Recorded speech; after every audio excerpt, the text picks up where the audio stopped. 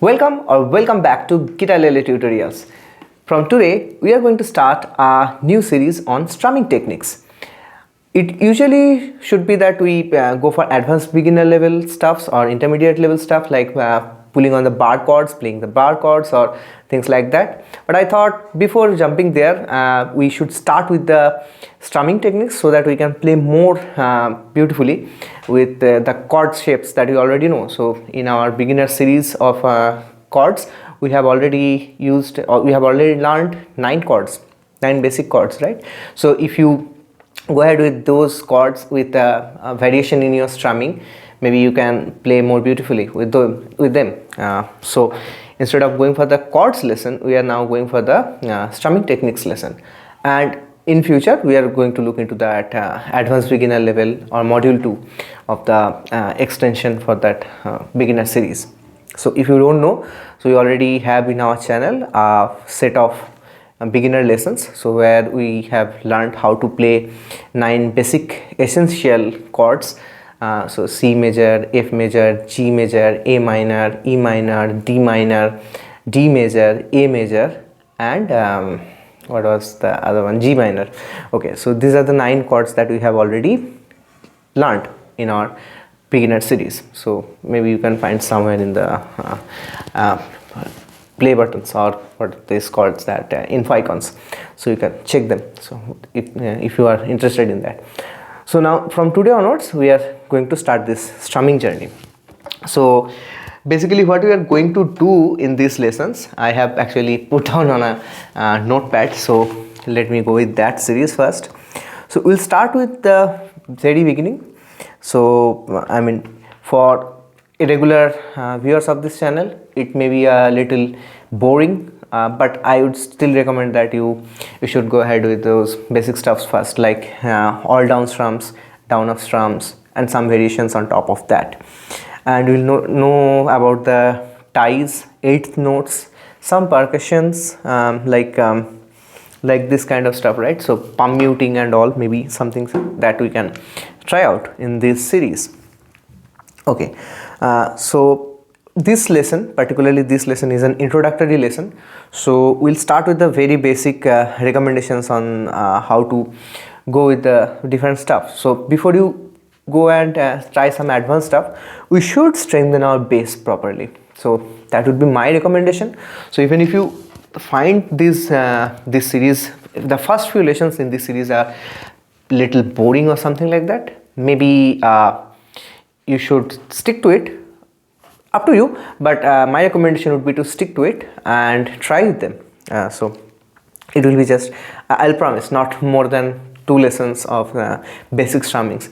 So after that we'll move to different stuffs. Okay, so let's so that's one thing. Okay, so I'm starting with the very basics. So first thing we always deal with is that pose or posture of you and how to hold the guitar. What you should do, okay, if you need a plectrum or not, or the finger positions. So if you guys are comfortable with these things, you maybe can skip this video. Okay, so this video is all about these things. If not, or maybe if you need a good refresher, you can come back, you continue watching, and that's what. So without further ado, let's start. So the very basic thing, so I'll just keep my notes with me. So what I want to say is that strumming is something that poses a different learning curve for different people.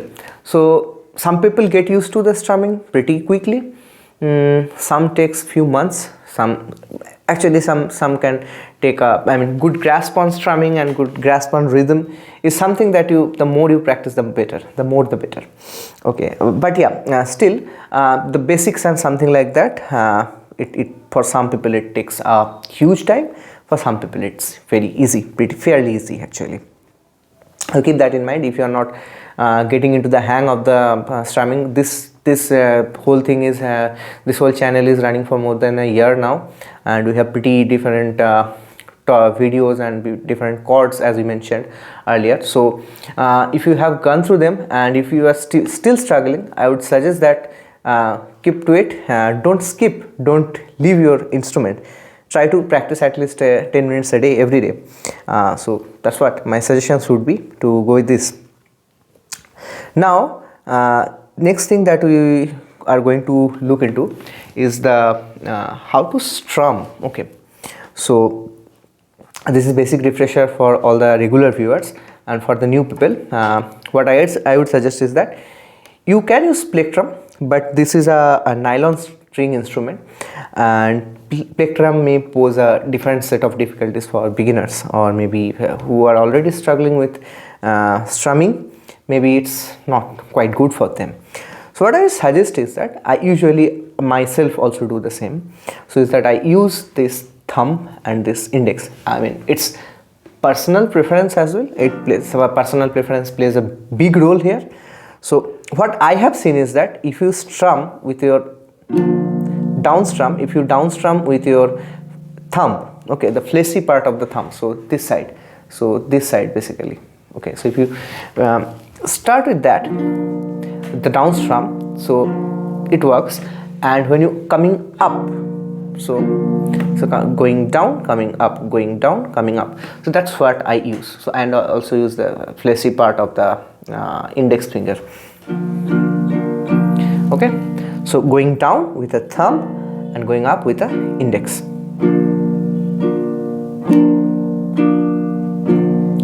Okay, that's what I personally use, and it pretty works for me. Maybe it doesn't work for you, so there are different options also you can try. So one is that you can use the whole only index finger, so just forget about this thumb, you just go with this index finger. And what you can do is that you can use the nail side of the index finger to down strum, and fleshy part for the up strum. So let me go with more slow pace. Okay, that's one technique. That's another technique. There is one more with the only index, is that so you use two sides of the finger. So one is this side and another one is this side. So going down with this, going up with this. So in that case your nail will be your nail knot will not be used that much. Okay, that's another technique. Some people also take a kind of this, makes a small triangle kind of stuff with their index finger and thumb, and they. Okay, so that's that. So that's also is one more technique that you can deploy to strum. Okay, so this particular technique is pretty useful when you are trying to switch to plectrum. Plectrum has their own place. I mean, yeah, definitely you can go with plectrum from the day one. But what I have seen is that the mellow sound with fingers makes this instrument more beautiful. Okay, so that's there. But if you like with a plectrum, if you want to play with a plectrum, definitely you can go with that. Okay, so I don't have a plectrum handy right now, so otherwise I would have shown you. Okay. And also maybe in this session at some point of time I will also introduce plectrum. So so let's keep it for that time.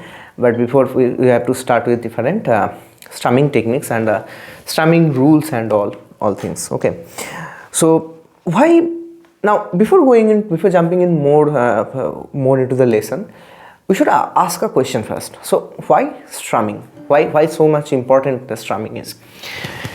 The strumming actually gives you the rhythm basics. Okay, so strum actually goes hand in hand with the rhythm of the song. Okay, so when you play with your guitarlele, and when you are playing a song, so there will be some metronome or some backing track, the drums and all. So there they follow some rhythm, right? So you have to follow that same rhythm using your strumming. If you play a chord wrong, that won't sound that much bad if you stop the strumming in between. Okay, if you struggle to strum in between, or maybe during chord switching you are still struggling to strum, I mean, that should be gone by this time. If you are following for almost 1 year this channel from the day one, so that should be gone by this time. If you are still struggling, or maybe there is a very complex chord change, a new chord change, maybe something that you are not pretty much familiar with, let's say something with a E minor, okay, this chord maybe you are not that familiar with, right? And whenever you are trying to switch from, let's say, C to E minor, so this is my C chord and this is my E minor chord, right? So when you are trying to, let's say, switch this thing, sometimes your strumming goes stopped, okay, sometimes your strumming goes off. That by this time that shouldn't be the case, okay? But yeah, there can be cases, or maybe if you are trying some new chord changes or new chords, maybe that still is some problem that you are still facing. So yeah, so try to make your strum try to not stop your strumming. So that's the basic idea. So now let's move to the second basic thing that maybe many of you or almost all of you who are regularly watching this channel are pretty familiar with. So how to hold the guitarlele. Okay, so it's pretty simple. So you just make something like a little angle. Okay, so first of all, this is your base of the guitarlele instrument, right? So you put it on your if you are right-handed, or so on your strumming, the side you are strumming. So if you are right-handed, you will be strumming with your right hand, okay, or if you are left-handed, you will be strumming with your left hand. So something like this. So you will be putting your base of the instrument on your left leg, or in your right leg, okay, if you are right-handed person. So the posture, you just sit like you are sitting on a chair. In fact, I am sitting on a stool right now. Sit on a stool or something like that, maybe something that has a back, but this one doesn't have a back, by the way.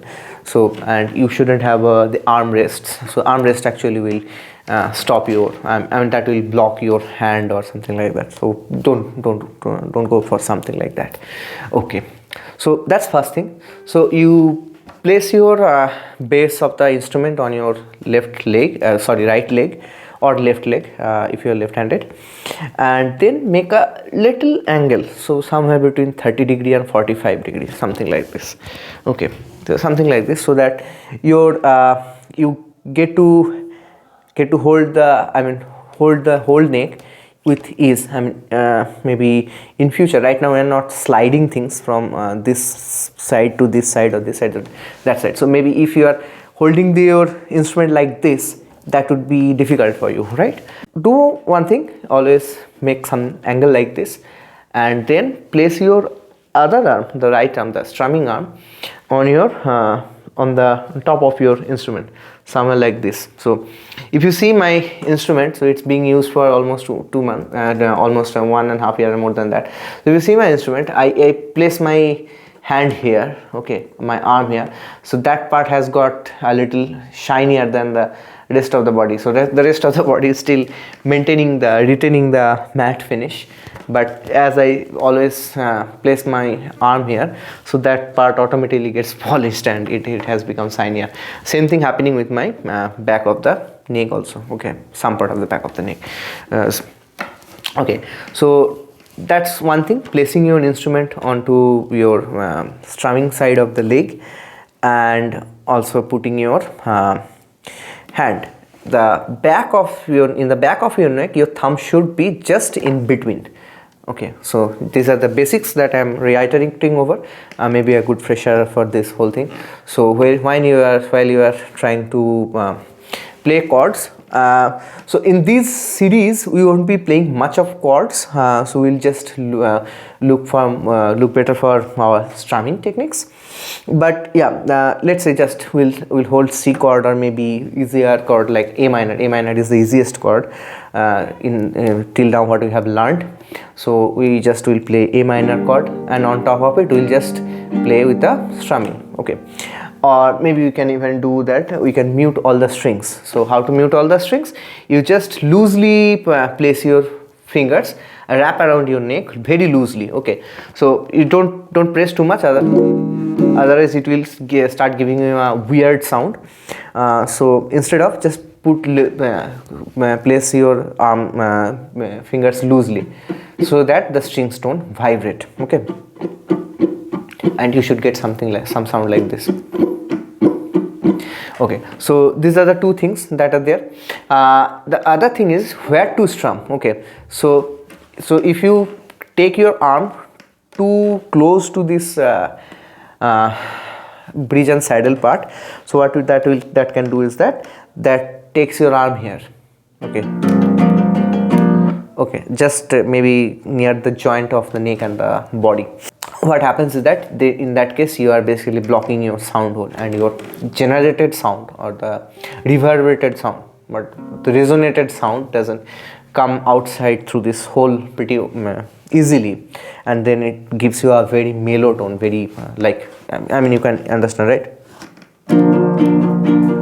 Try it out. Or maybe now if you take your hand too in the back, maybe you're just taking your hand too back here, and then it's too thin kind of stuff. So what my recommendation would be, and what I have seen works best for me, it's personal preference once again, some personal preference, some rules, some personal preference, right? So somewhere in between where the neck ends, this is the part where the neck ends, and this is the part where the sound hole ends. Okay, within this, somewhere halfway between that, so somewhere like this. So it just gives a pretty balance between mellow and bright tone of the instrument. So that's there. Okay, another thing, don't strum like this. If you are a beginner, you might be tempted to do that just to see the chords. Okay, this is my C chord. Okay, this is my G chord. I'm playing pretty good. Okay, this is I'm just strumming the 4th string. Okay, this is my A minor chord. You may be tempted to do that, but that's not what you should do. You should always keep your sound hole in front of your in front of your audience. Imagine that there is an audience waiting for you to hear, and if you just do like this, your audience would hear a thing, won't hear a thing. So that's the basic of the posture and the how to hold the guitarlele, things like that are there. Okay, so now moving to the next part is that relaxing. So this is pretty important. Okay, so it came to me actually after 2 to 3 months. I initially, more than that in fact. So what happens if you are not relaxed? Let's say I'm just stiffly holding this, so I'm putting some pressure on my shoulder, and I'm just trying to keep the position. Okay, now if I try to, I'm playing C chord and then I'm trying to change to G chord, then I have to move my arm completely.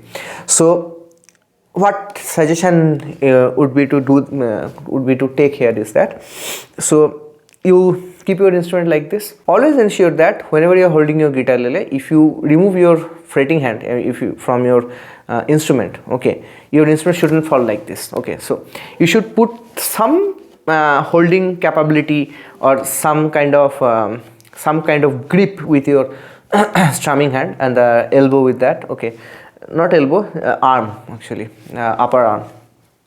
Okay, just make sure that you do that, and your fretting hand can relax. Okay, and also once you have placed your arm here, just make yourself feel relaxed before you even start doing anything. Okay, that comes with practice actually.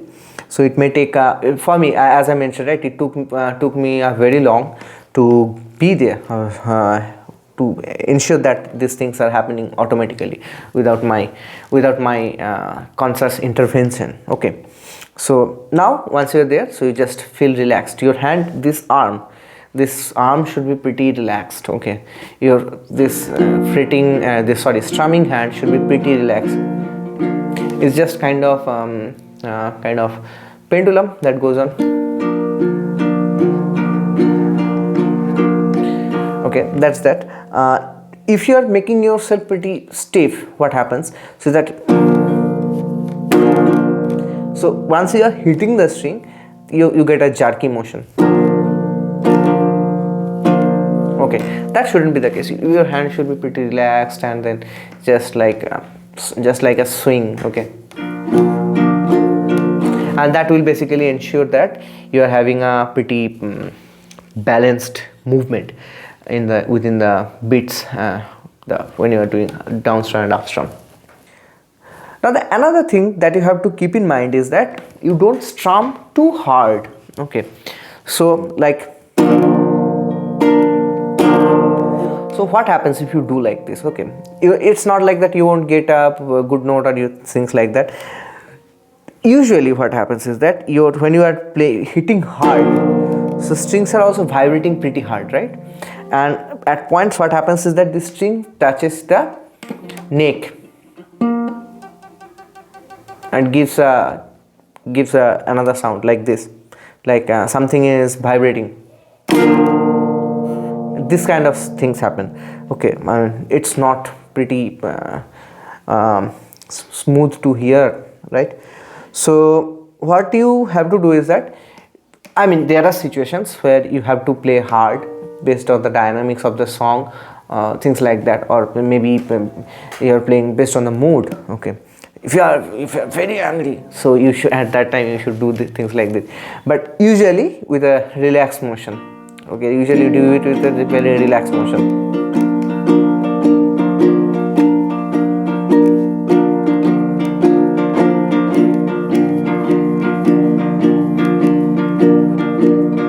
Okay, this kind of swing motion, that's a pendulum, something like a pendulum. Okay, so that's what you should aim for, and whenever you required, you start with this, and if you required, you can change according to the dynamics of the mood of the particular song. Now we are going for a theory. Okay, so this is something that we haven't touched in our earlier series of the beginner course. It's part of our music theory or something. We're just going with the basic theories that will be required just for this strumming thing. Okay, so we will have another music theory course coming up, or the music theory series coming up. So why do we need theory? So that makes that gives you a set of rules that not rules, that set of patterns that earlier musicians have used, and it basically these rules stay tested over the time. So for this part, what we are interested right now is the bars, beats and all. Okay, usually, and whatever all these strumming patterns we will see in this course or this series, or at least this first series or part of the series, is that we are using 4x4 pattern. So what 4x4 pattern, 4x4 means, when you write music, so we basically group the music into different bars. So bar is kind of a segment of music. Okay, so that holds 4 beats in that bar. Okay, so usually you'll see something like this 4x4 pattern. Okay, and then so when we write that, so we have 4 beats, right? So each of the beats are known as crotchets or quarter notes. Okay, so when we get something like this, that's a crotchet or a quarter note. Okay, so this is my crotchet, these are my crotchets. So 4 crotchets in a bar. Okay, now if we and usually what happens is that we usually play a down strum on these crotchets, on these beats. So these are our down strums. Okay, so these are our down strums, right? So in a bar we get 4 down strums. Okay, so that's that. So that's the very basic thing. So we call them crotchet or quarter notes, and they are basically played as a down strum when you are talking about the context of strumming. Now we also have another division. We can actually subdivide these crotchets into 2 sections. So that's still 4x4, but what happens is that in that case, one crotchet is divided into 2 quavers, or basically one quarter note is divided into two eighth notes. Okay, so in that case we get eighth notes in a bar. Okay, and that is represented something like this. Okay, so these are known as quiver or eighth notes. Okay, so this is how they are represented actually. Okay, this is how they are represented. There is one more representation. So this is one representation of the quavers. The another representation can be something like this. Okay, it's okay, so in a bar you get 8 quavers or 8 crotchets. So they can be represented either this way or this way. Okay, these are the two things that are there. Okay, now what we play with this, and usually if, when we count these down strums, when we count the beats, or we tap our foot. We already mentioned about tapping our foot during the music, right?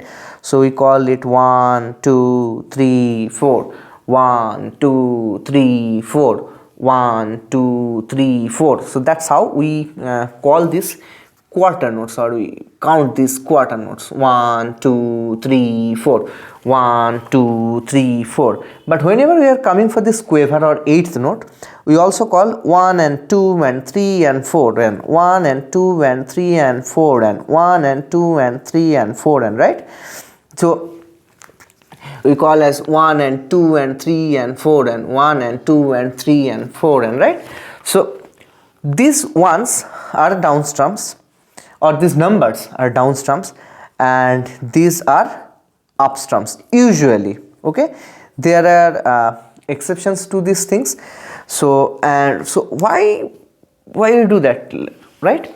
So this why we segregate the down strums and up strums based on the count of the notes. So usually down strums are heavy in nature, so that keeps the whole rhythm intact, right? So that's why we play down strums, and down strums are usually if you hear also. So when I'm doing a down strum, it applies more pressure, and it also touches almost all the strings that are required. But when I'm doing an up strum, I'm just playing maybe just the thinnest 3 strings, thinnest 4 strings, something like that. Okay, right? And it's usually lighter, on the lighter side, not in the heavier side. So that's there. So when you count or when you play, these are the different dynamics that you also have to keep in mind. So that's what is right now we are dealing with, right? So pretty much that's all till this point. So these are all the theories, these are all the things, these are all the basics that we have to refer to or revise or get our memory refreshed with, like holding the guitaleles and all. So till now this is the part and a little bit of theory.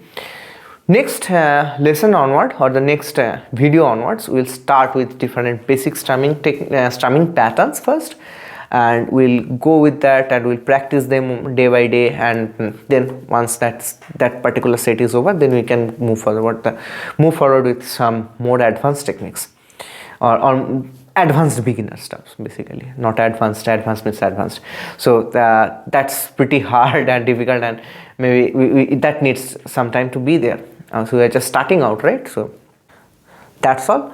Hope you will stick to this series, and let me know what are things that we can do differently, or maybe if you want to know something more, let's also check into that if we can do that as well. Okay, thank you.